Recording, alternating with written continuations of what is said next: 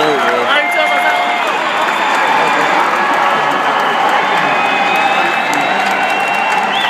But yeah, I'll show you the website. My homeboy sent it to me. Well, the thing was, like, I could have had a job at the state once I got back up here, but I'm starting in August at school, and I'm not going to be able to do that 40 hours a week. That will be 40. Yeah, 37.5. State time. Yes. Primerica's in right now. What a difference today and 2 years ago here at the Georgia Dome. I truly believe that everything's in place. Primerica for America explodes. You know what I think is, I look at Primerica, the thing I'm most proud of right now is John's leadership.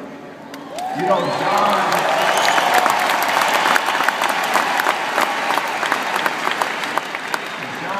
has put the heart back in Primerica. You know, Shitty Group had a wedding. What is it? City Group.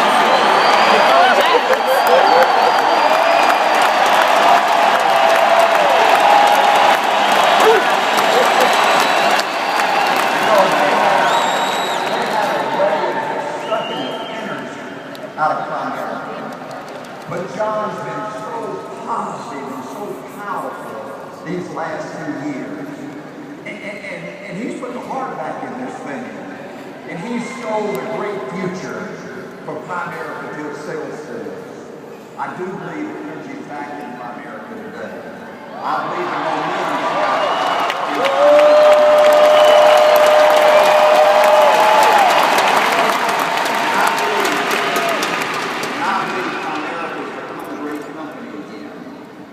I want to talk to you tonight about the secret. Thanksgiving 1967, my term and best difference captured my heart. I went to a family reunion at my mother's home in Cairo, Georgia, 5 years after my dad died. And my accountant cousin showed me the concept of my term and best difference. And he also showed me that when my dad died at age 48 of a heart attack, that my mom could have had 8 to 10 times more protection if they had been sold term insurance. My mom had to raise my 2 younger brothers under great financial pressures, and that wasn't fair to her, and it broke my heart. And then a few years later, they did the same thing to me and Angela. One of my football players' dad from Gulf Life Insurance Company sold me a $15,000 whole life policy, and he could have sold me $150,000 term for the same money. I became a real crusader. The confidence and the conviction just oozed out of me. And I learned a great life lesson. I learned that body language is more important than verbal language. You see, anybody can talk a good game. There you go. But I loved it. I didn't like it. I loved it. And everybody could see it in me. They could feel it in me. While coaching for 7 years, I tried to make extra income to sell 2 things, encyclopedias and exergenes. And I failed at both. And I believe the reason I failed is I was motivated by the money first. It took me 3 months to get my insurance license and securities license before I could sell part-time with ITT. During that 3 months, nobody at ITT talked to me about how much money I could make. I had no idea about how much money I could make. My first sale was to my assistant coach, Robert Kelly. He had a $10,000 trash bag at college, and I gave him a $100,000 term for the same premium. He was putting $50 a month in a teacher's credit union, making 2 and 3% interest, and I put him in a mutual fund and gave him a chance to earn 10 or 12% interest. I changed his financial life, and it took 45 minutes. I used to run down that basketball court and make extra income for 3 hours and made $12. But that 45 minutes changing Robert Kelly's family's life, ITT paid me $324. And that night, my world changed. I found a way to continue to coach football, something I love, and also a way to take care of my family financially. The next 2.5 years part-time, I've saved over $42,000. I learned some valuable lessons in those early days. I learned if you're going to build a great company, your reputation is everything. If you don't do what's right 100% of the time, you might get by for one day, 1 week, 1 month, 1 year, but sooner or later they're going to smell you out. A.L. Williams vowed when we were born that would never happen to us. I also learned in those early days that having a call, having a crusade gave you a special kind of spirit. It gave you a special kind of motivation. The A.L. Williams people were so dadgum motivated, nothing could stop us. Nobody could stop us. Prudential sold life insurance to make a living. A.L. Williams sold life insurance to correct an injustice.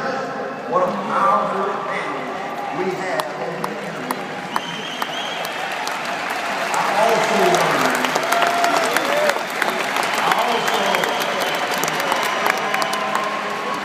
I also learned in those early days to be a great company, you had to have the edge. You had to be different. You had to be better. See, the difference in being great and average and ordinary is this much. Folks, it's just almost too scary to talk about. See, you can do 99% of the things right and not do this much, and you're guaranteed to fail. But you can screw up every day like I did and do this much, and you're guaranteed to win. This much is a special kind of attitude, a special kind of mental toughness, a special kind of hunger and desire to be somebody. A.L. Williams was born with this much. See, I believe the life insurance industry stole more money and ripped off more people than any industry in history. And they did it 3 ways. Number 1, they keep your savings, your cash value if you die. Number 2, if you take out your savings, your cash value, they drop your life insurance. And number 3, they sold the most expensive kind of life insurance so the agent could make the most money and the company could make the most profit. How in the living dog crap could the life insurance industry get away with that crap for over 100 years?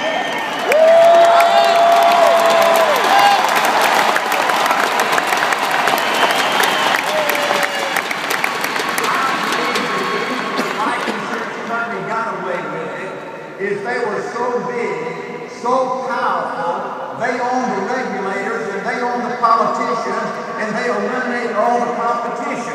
Let me give you an example. When we became #1, the largest insurance company in the United States, we looked across the border at Canada and we saw that those families were getting treated with crash-pay life insurance and they needed A.L. Williams. So we visited with the regulators for a year. We visited with the politicians in Canada for a year. And I'm telling you right now, you Canadians, those assholes up there ain't no better.